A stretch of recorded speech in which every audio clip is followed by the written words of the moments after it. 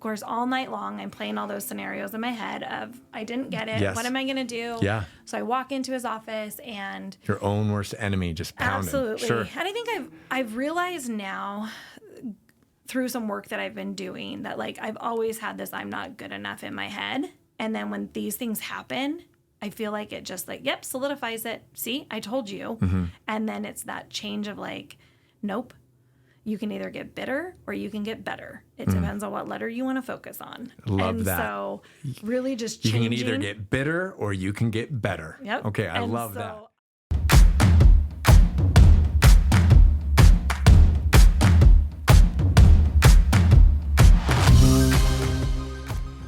Have you ever pursued a dream so relentlessly that each setback only fueled your drive to keep going until you reached your goal?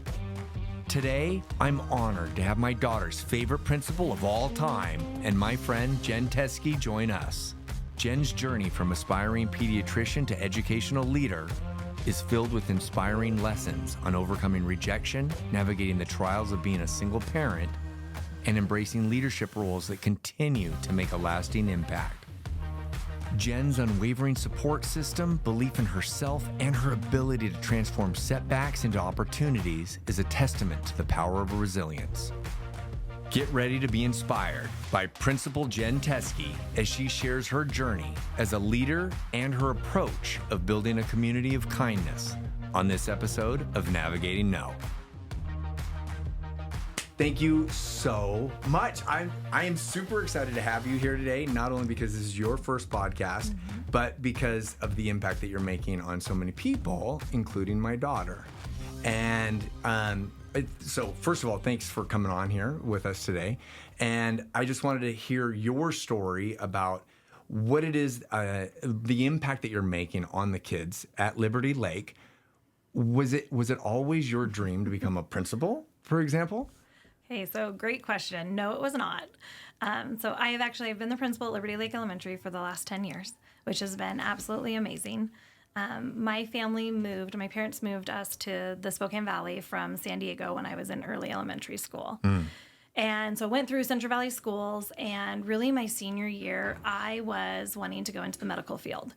And I had kind of hopes to go to like University of Washington or go to University of San Diego, and I wanted to be a pediatrician. So, then my senior year, I took a community outreach class, and through that we volunteered. And so I would go into nursing homes or hospitals, and one of the opportunities that we had our senior year was to go back to an elementary school and just kind of help in a classroom. Sure. And I wasn't sure. I was like, I kind of want to do the hospital instead. And I thought, no, I'm going to go into the classroom. This sounds fun. I went to Sunrise Elementary, and so I wanted to go back. And I tutored in a kindergarten classroom, and I helped just students throughout the day. And there was this one little boy who he was working on writing his name. And so I would sit with him at the table, and we would write his name. And, it was the weekend, and so he left. And it was like that Tuesday I came back, and he comes running up to me, and he was like, I did it. And I was like, what? And he ran to his backpack, and he brought me a piece of paper, and it had his name written. And he was like, I did it all by myself. And he just gave me a big hug. And it was literally in that moment, I was like, I want to do this the rest of my life. Oh, that's awesome. Want to be in some aspect, I knew I wanted to be with kids, either a pediatrician so I went home that day and I looked at my parents and I said, I am not going to be a doctor. I'm going to be a teacher. And shock. A little shock. I think my dad was like, wait, what? And I think verbatim he said, teachers don't make any money. Sure. And I said, I don't really care about the money. This was such an impact that I had on this child. I'm gonna apply for Eastern, and they have the best education program. And from that moment on, education was where my heart was at. And so I started classes at Eastern, always knowing, again, like the first couple years, your prerequisites and all of that. And then I was able to really get into the teaching program. And being a principal is not in your dream yet. That's not in the future. You're still, I just want to be a teacher. I want to be a teacher. And make an impact. Yep, make an impact. And then when I was 20, I had been dating somebody who was pretty serious for a while and found out I was pregnant with my son, Parker. Mm-hmm. And that kind of took a step back then from, am I really going to continue to be a teacher? And I had him in August, and I was waiting to see if I was going to go back to school or not, which was really hard. Yeah, 100%. You know, and so I actually, I left his dad when he was 3 months old. It was just a really unhealthy relationship, and one that I knew I didn't want to raise him in that environment. Mm-hmm. And so at he was 3 months old, and I moved back in with my parents, and with their support, really was able to work full time. But then I went back to school part-time. And then Parker and I moved out on our own when he was 9 months old. And so... Wow. Yeah. Wow. Well, and I think what I'm hearing there that's so amazing is that you just didn't give up. Like, you still... You took it, you grinded through it, and you sacrificed. I think, would you agree, like, as both of us are parents, I came to respect the sacrifice and responsibility that our parents took. And my mom was a single mom, and it was like, oh my gosh, I can't not believe going at it alone. I can't even put myself in those shoes. Yeah, I think one of the biggest things for me, though, was Parker was always like my focus. And so knowing that as a single parent, I had one of my colleagues one time say to me, like, that must have been so hard, going to school, working full time. And I said, I'm sure it was hard. I'm sure I had so many sleepless nights, and I'm sure that it did take me double the amount of time to get done with my schooling and to be a teacher. Mm-hmm. And there were some hardships along the way, which was, when you're doing your student teaching, you're not supposed to work. But I still worked in the evenings and on the weekends because I had a child to support. Yeah. And the way that I wasn't able to, like, financially take those 3 months off of student teaching and not work. Mm-hmm. And so... But one of the things that I told her was, I actually feel really lucky. Being a mom at 21 definitely was hard. It took me out of a lot of, I think, what normal 21-year-olds are out doing, right? Yeah. But I actually looked at it as a blessing. I got to love this child longer in my life. And he's 25 now, and he's super successful, and I love it. So that's been one of my greatest gifts, is watching him too. Well, and that is a journey, like, and kudos to you for being an amazing parent and being there. Would you say that taught you so many different lessons of, like, going at it alone, but also having a support system with your parents, and I'm assuming friends and things, like, are things easier now? Like, was that like a hard thing to go through where you're like, you know what, I can actually handle anything now? I think my hardest was probably later in life, going through something else that I went through. So that probably helped me when I went through. My husband and I had twins, and we lost one of our twin boys at birth, Brody.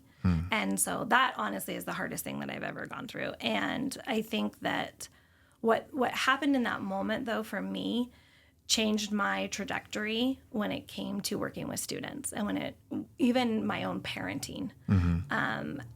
My son Parker is a very sweet, sensitive, kind of a little bit more emotional. And I remember just thinking, like, as a single parent, like, I'm trying to be mom and dad to him, but am I making him tough enough? Am I making him strong enough? And I can laugh at it now, but, like, he used to cry really easily. And I remember just being so worried, like, they're going to make fun of you. Like, you can't be so sensitive. Like, you're a boy. We got to toughen you up a little bit.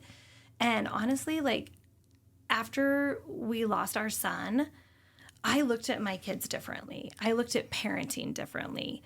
I looked at Parker, and I just was like, I'm like, you are exactly who you are meant to be. You are meant to be sensitive. You are meant to be emotional. You are meant to wear your heart on your sleeve and care about other people. And he's an RN now. He works in labor and delivery. I mean, that is like his passion. And I think it helps me not try to change who he was meant to be. Well, and the they're same thing all with my own different, boys. right? Every one of us is different, and we, like, I mean, and you know this with my kids, with our daughter, we're like, I cannot, she's not going to be me. She's going to be her own living person. And Heidi and I look at her all the time, and Dax, and we're always like, they're their own little human beings, and they have their own friends, they have their own thoughts and emotions, and it's just like, all we can do is help cultivate that and like push them in the right direction. Heidi always mentions, she's like, we're here to help you through this, not make those decisions for you. And I think that a lot of the parents that I know, they think that like sending your kid to school is like, oh, this is the time, this is daycare, and the teachers have it taken care of. But it's like, there's so much responsibility on the parents as well. But there is something to be said. The trust and the feelings that we have being able to send our kids within your school program is absolutely amazing. And whatever you're doing is doing great things, because not only our daughter loves you and the school and just the community, but it's like all the kids that I talk to. And if I'm standing waiting for the kids to come out, they all high five me and stuff. And it's just like the whole group, it's a warm community. And you've done some amazing things there. Thank you. It is fun. I love, being visible and being out in the building and being out. Fridays we kind of have our fun dance parties right now where we have music playing when parents are dropping off, and we have music playing as the kids are leaving. I will attest to that 100%. For people listening, it's like we drop our kids off, and then you're out there doing like the Running Man or the Roger Rabbit or something like that, because we're old enough to remember that. Absolutely. But the community and the vibe that is there is just fantastic. Has it always been like that? Or when you came in 10 years ago, you're like, you know what? I'm going to roll up my sleeves and we're going to bring a little bit of Tesky change into this. Like what happened? I think, I would say there was a little bit of change. I remember when I first started at Liberty Lake, like walking through the classrooms and just being a little bit more out and connecting with students was something that was really important to me. And it was a shift. I remember some teachers would pop in to my office after school and they'd be like, did you need something today? You're in my room. And I'm like, that's where I'm supposed to be. Like, I wasn't there watching or like looking for, anything. I was wanting to connect with the kids. Yeah. And that's the biggest thing for me is my journey actually to being a principal. I was teaching.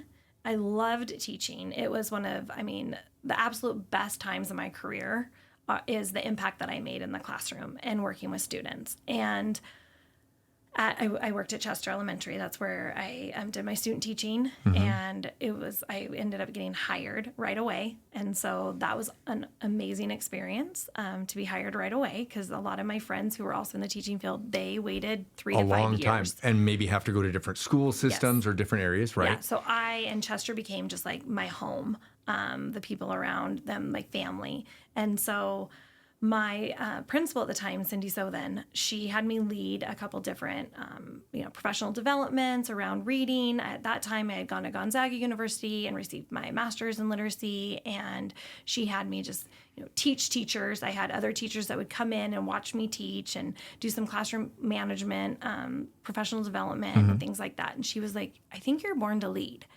And I was like, no, like that. I didn't believe, like an imposter syndrome. Like you're like, I still have it. I still am like, people are going to figure out at one point in time, I really don't know what I'm doing. You're doing a great job, by the way. That's my plug-in for you on that one. Good. But I think at the time she was just like, you really need to go get your principal credentials. And I just said, I will never be a principal. That job sounds horrible. I don't know about you, but my principal growing up, I went to Franklin, I was just like, oh my goodness. Every principal in my mind is not the nice, cordial, amiable person. And I think that also sets you apart with the school system, because you're at the events.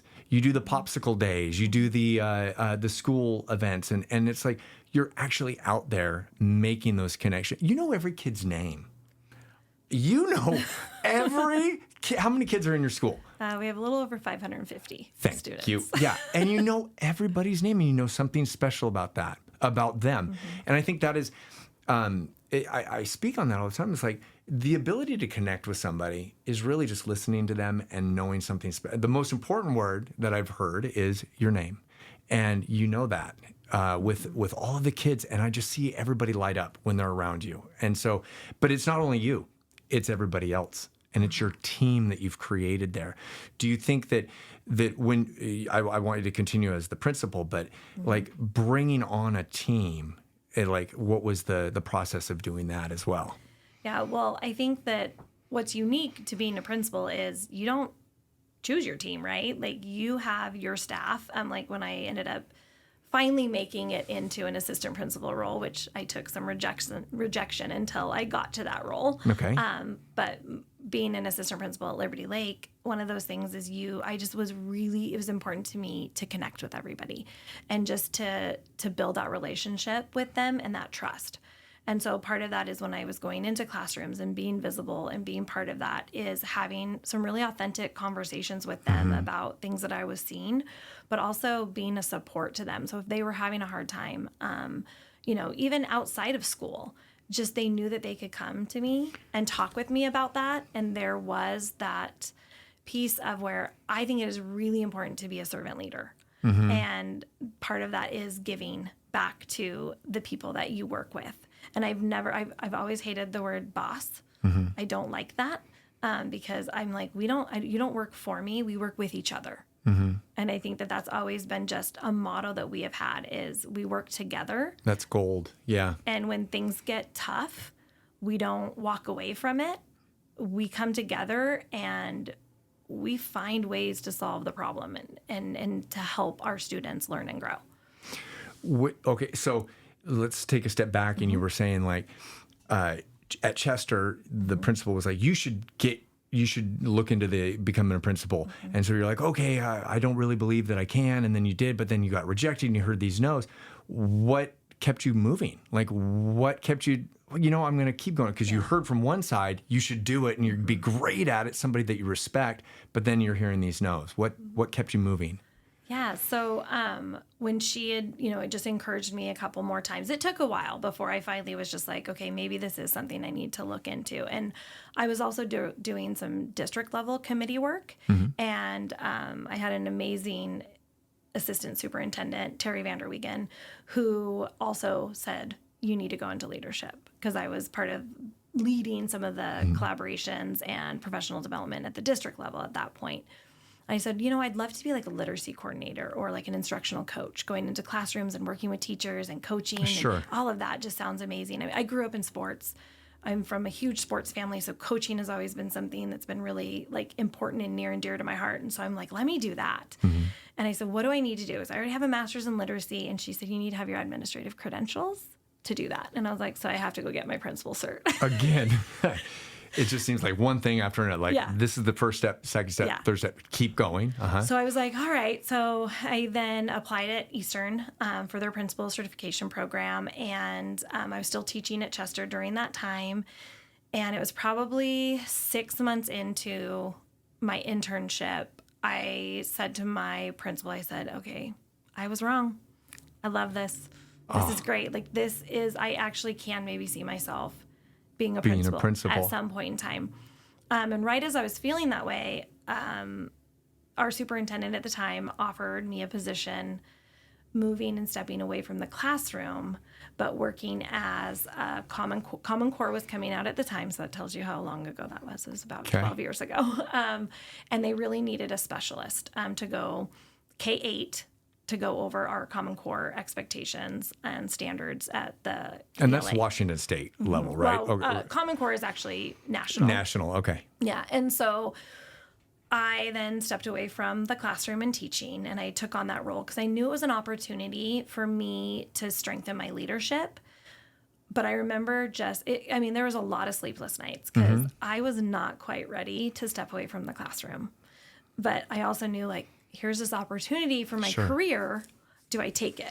Yeah. And so I did. And then the next year, I was, applied for the literacy coordinator position for the district and got that job. So here I am, really my dream job. I mean, that's why I went to get my administrative credentials, was to be a literacy coordinator, or to maybe at some point in time oversee professional development. That was what I loved. That was what I was passionate about. And so for that full year, I worked with teachers, and we created a whole new curriculum, K-5. Love that. Yeah. And we really integrated a lot of social studies and science into that. And so I worked and I was leading teachers.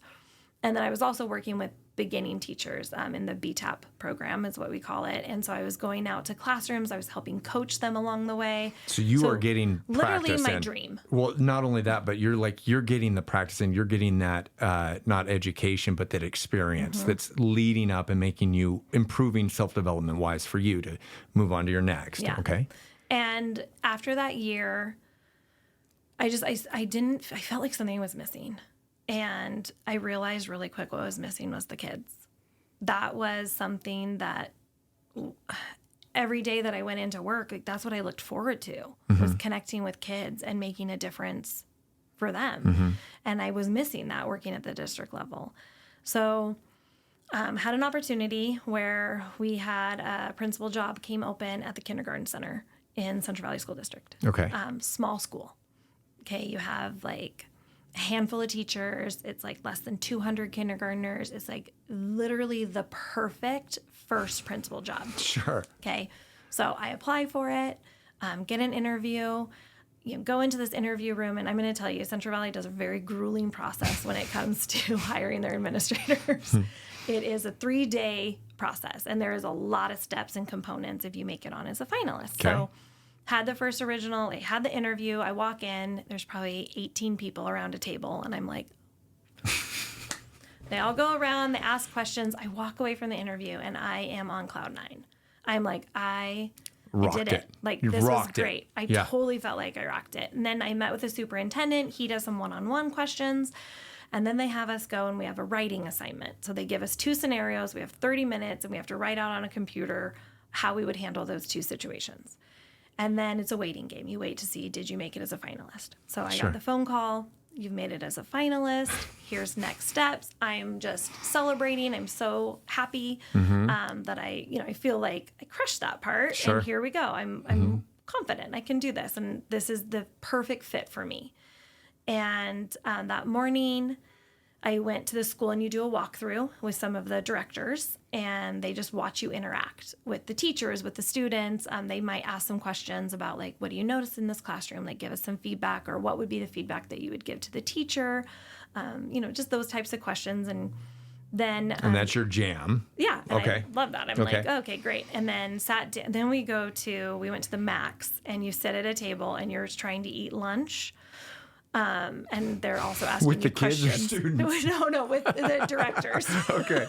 So like your superintendent, all the directors, and it's 2 just different audiences. yes, and it's literally the most awkward lunch that you could ever imagine because right. they're asking you questions and you're trying to eat but not talk while you have food in your mouth and all these different things. So that was the only part that I was like, oh, that was maybe not my best. Sure. And then that evening you have what's called the community forum.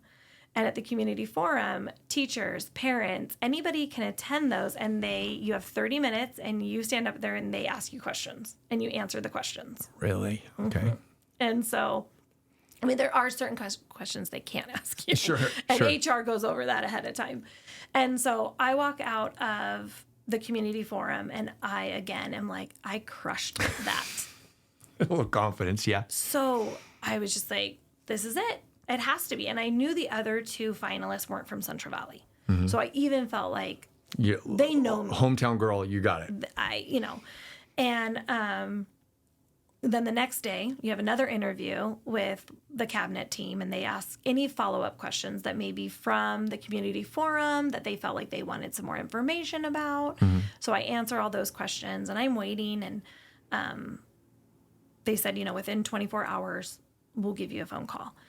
And my son Parker at the time, he was a freshman and he was playing soccer up at Meade. And so I drove up to Meade and I was just getting out of my car to go watch his game. And I had a phone call from the district office. Sure.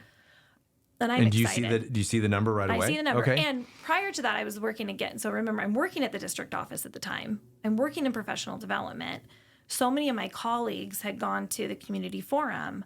And every single one of them, their feedback to me was, you rocked it. There is no way you're not getting this job. Okay.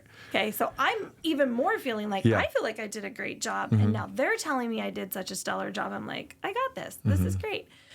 Answer the phone. I'm just excited. And the superintendent just said, we are going to go with a different candidate for the position. And my heart sank. And I just sat there for a minute, and he said, I'm on my way to the airport. I'm heading to Seattle for a meeting, but I'm going to have my secretary reach out. I'd love to sit down one-on-one and talk with you about, just some feedback. Yeah.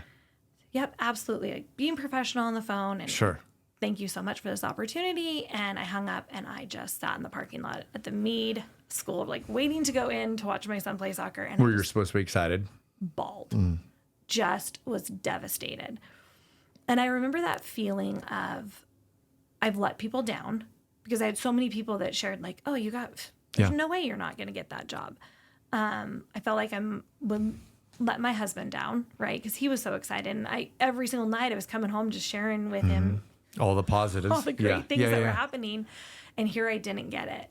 And then that feeling of, you're not enough. Like you are lacking something, and maybe this isn't for you.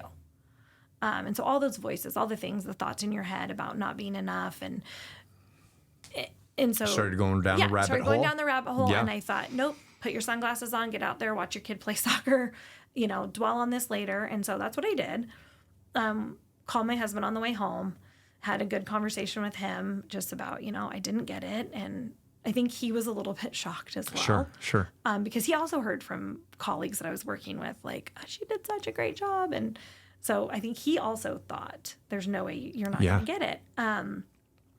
Ended up having a really good conversation with the superintendent, just about not having the experience, and, that the right fit will come along for me. And I just was like, okay, who knows? And within a couple months, there was another principal job that opened up. So this time it was South Pines Elementary was open. And I'm assuming you have to go through the entire same process. Yep. And you already know all the sacrifice and work and time and hours that's going to take. So what made you say, I'm going to do that? What was is it worth it to try again, only to fail or to get it?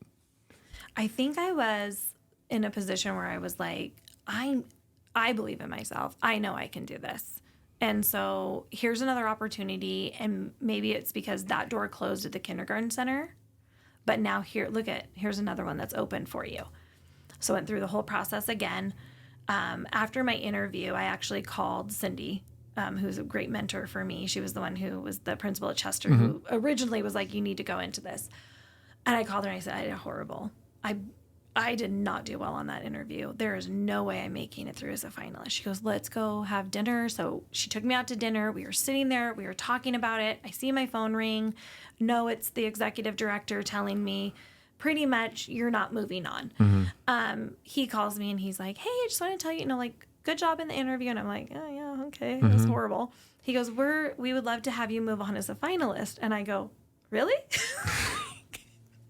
He's like, yes. And I'm like, oh, okay. So I get back to the table. I look at Cindy and I'm like, I got to go home and study. I made it on as a finalist, and I have the community forum now tomorrow night. And so again, went through all of the same process, walked away from the community forum again, feeling like knocked it out of the park. Sure. Was feeling really, really good. But then waited an entire week. Not 24 hours. Not the 24 hours. Had a call that just said, hey, superintendent is, still making up his decision and, all these. And I was just like, okay. So it was a full week. Well, there were some things that I didn't know needed to happen in the process. So and it's hard. I'm assuming at that point, you're like, if I get this job, it would open all of these things. And if I don't get this job, it means I'm at this spot. It's like, we all do that, right? We all go through that. You start playing scenarios in your mind. And if it doesn't work out, what am I going to do? Right. And so you're planning A, B, and C. Okay. And I think there was a part of me that was a little bit like, what if this does work out? Am I ready?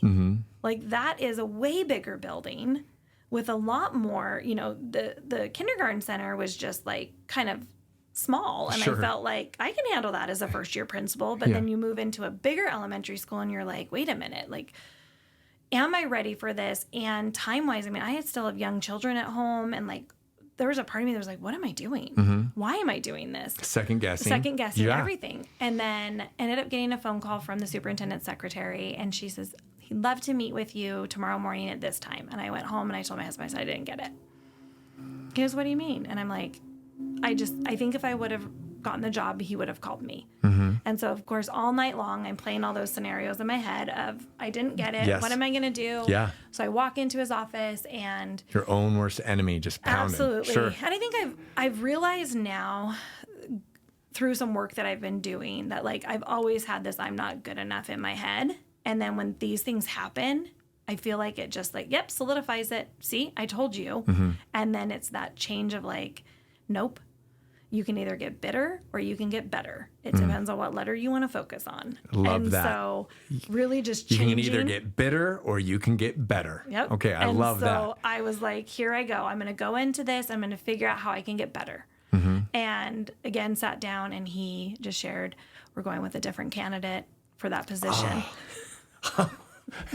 For 2 seconds, I thought this was going to be it. Okay. No. All right. Not at all. So I listened, I got the feedback, and then before I left, he said, but I do want to ask you something. And I was like, yeah. He goes, there is a position that's opened up at Liberty Lake Elementary, an assistant principal position. And at the time, we had 3 elementary assistant principals. That was it. So it wasn't a very common position. And he just said, I would like to appoint you in that position because you have shown through these last 2 interviews that you are ready. You have what it takes. You just need some experience. And you didn't quit. And yeah. And I said, I will interview for it if you need me to. And he goes, I don't. You've already done the interview. I would like to appoint you. And we're going to make the announcement to the staff, and then they're going to meet you. And I'm going to be honest, that's a hard thing to walk into because they didn't choose you. Sure. Right? Like, they take feedback from staff when it comes to the interview process. Ultimately, it's the superintendent's decision. Yeah. But they really do take into account like what the staff wants. And so I already walked into it going, is this going to be a good thing because they didn't get to pick me? And I think really quickly through my first year there, they were like, this, you were the change that we needed in this building. And they shared that with me. And so that was great to know. And 2 years later, my principal decided that she was ready to retire. We were moving to a 3rd through 5th grade. So at that time when I was an assistant principal, it was 1st through 5th grade. Okay.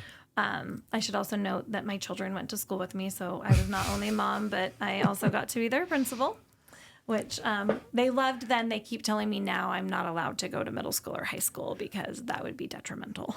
You would embarrass them. Yes. And I fall into that. Yeah. So I was like, all right, fine. But then Liberty Lake came available for, she was like, I'm going to retire. And I thought, well, are they going to appoint me then? Because I've been here for these 2 years. What does that look like? Do I have to go through this giant interview process and again? I did. Oh, sweet. So back through the giant interview process again, which was really hard because I think it's harder to interview in front of people that know you.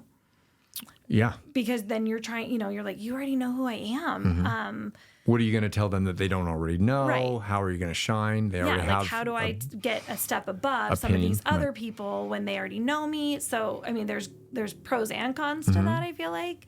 So then I went through that process and was up against two individuals that had amazing experience as principals. And I thought, I only have 2 years.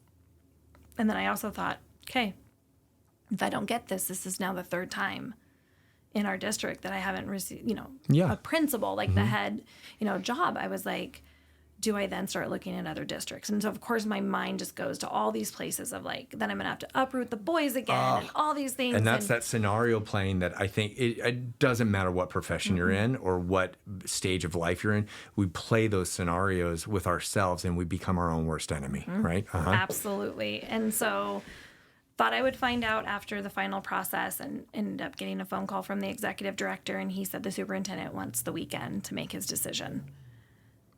just to prolong your anxiety a little bit more. Sure. So like, okay. So all weekend long, all the different scenarios and all the different things, and ended up, thankfully, got the good news. We'd love to offer you the position at Liberty Lake. And so the last 8 years, I've been there as the principal. Well, I don't know if it was what the other two people applying for the job got, but I know for a fact that you are where you're supposed to be and making the difference with the kids that you're connecting with every single day, because I see it at my home every single day. And so I'm proud to know you and know that you're a part of that school and the team that you've created there, because it's a confidence team that surrounds you. I don't know if you knew this. I never wanted to be a teacher. Like, I grew up watching Stand By Me and Lean On Me, and I was like, no, not Stand By Me, but Stand and Deliver. And every assessment test I ever took said, you're going to be a teacher. And I was like, no way. Like, I do not want to do that. I thought I wanted to be an anesthesiologist or an international corporate lawyer, two totally different pieces. But it was like every assessment test, no matter how he tried to skew it, it would always say you're going to be a teacher. And I think what's important for people to know is that just because you're like, okay, I'm going to be a teacher, your platform can grow and you can change. And you went into it thinking, okay, I'm going to be this teacher. But then all of a sudden it's like, you just kind of follow the journey along. And when you hit that door that's locked, if you want through it, you just have to keep trying the different keys. And it took you 3 major keys and a lot of sweat and tears and blood to get through that. But you did it. Yeah. And you're phenomenal at your job. And the kids just absolutely love and adore you. Thank you. I know they do. I know so much that they do. I don't know. We have something a little special for you. Oh, okay. Awesome. Mrs. Tesky makes me smile every day when I come in, and she's the first person I see, and with that big smile on her face, and she's like, hello, Mrs. Rankin. What makes me smile about Miss Tesky is that she's really nice. What I like about Miss Tesky and what makes me smile is that when some kid is having a hard day, she goes in the classroom and she'll pull them out and she'll talk to them and just tell them some really encouraging things and just tells them something to get them through the day. Positively impacted me because not only has she been a great principal, but also anytime I had a tough decision for my family, she was there to guide and support me in any way that she could. Miss Tesky has positively impacted my life by supporting me in any way she could and helping me anytime I needed her. Mrs. Tesky always makes school fun, like last year when she dressed up as Elf on the Shelf. Miss Tesky makes a positive impact on the school by always making it more welcoming. Oh my, that is amazing. Thank you for sharing that. Your vice principal, assistant principal decided to send that in. And I asked, and they're amazing.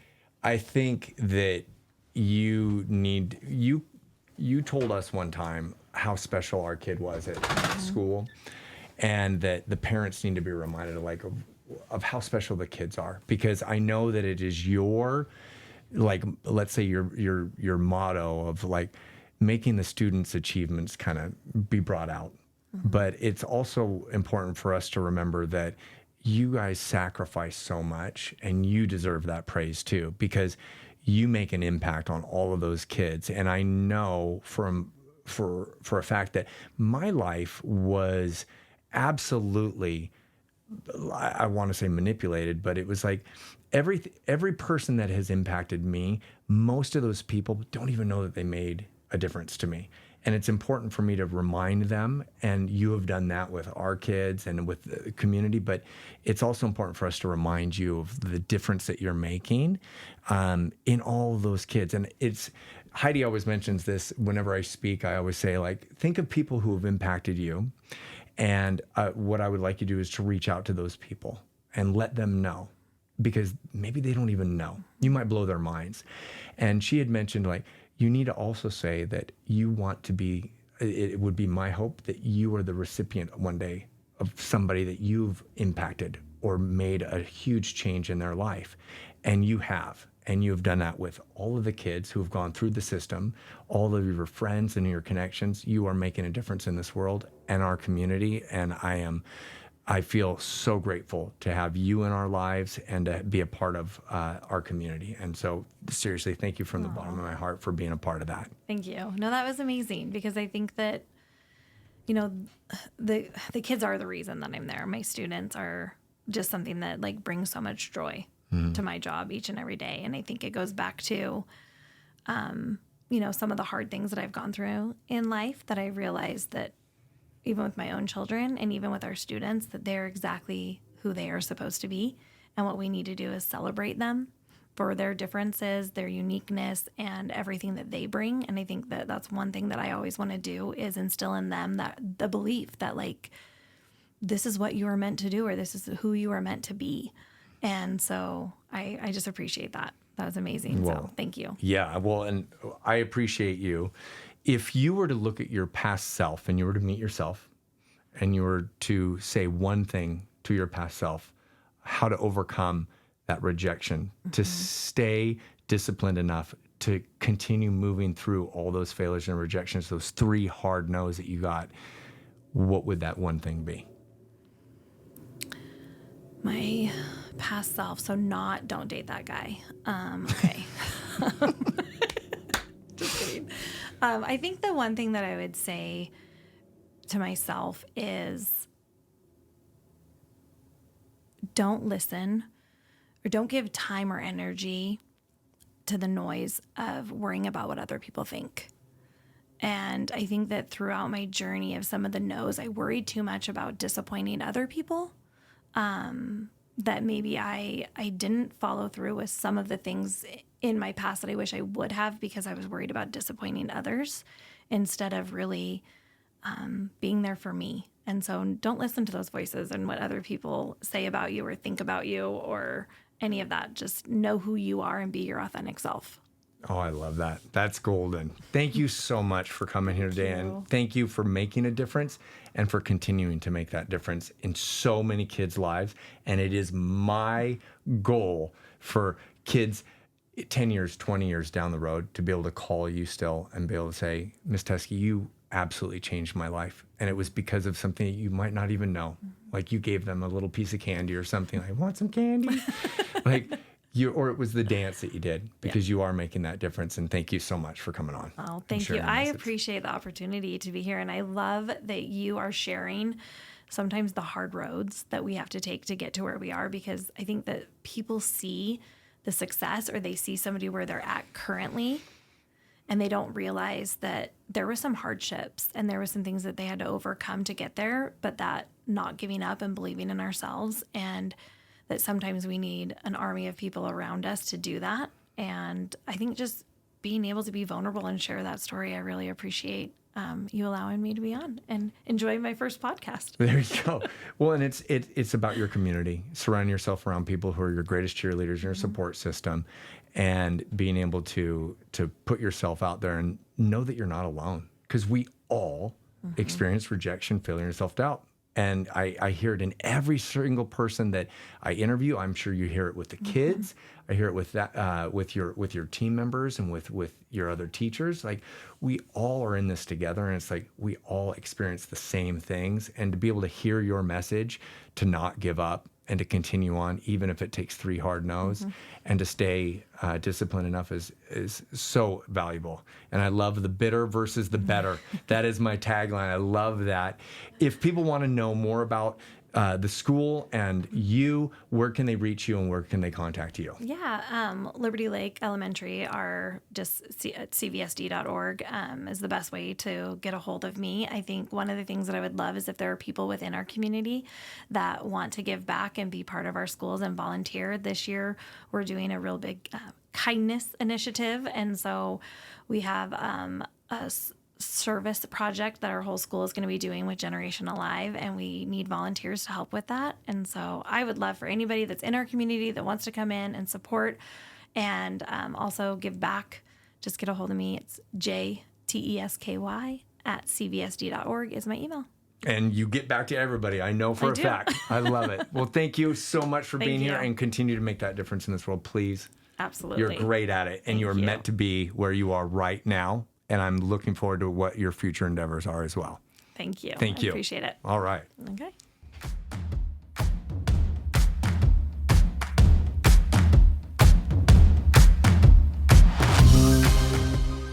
Thank you so much for tuning in to this episode of Navigating No. I hope you found today's conversation just as inspiring and insightful as I did. Since this is a brand new podcast, we'd love your help to make it even better. So, if you enjoyed this episode, we would love to hear your feedback. And if you think someone else could benefit from hearing it, please share it and help us spread optimism and positivity. We release a new interview every Monday, so don't forget to hit that subscribe button so you never miss an episode. Thanks for listening.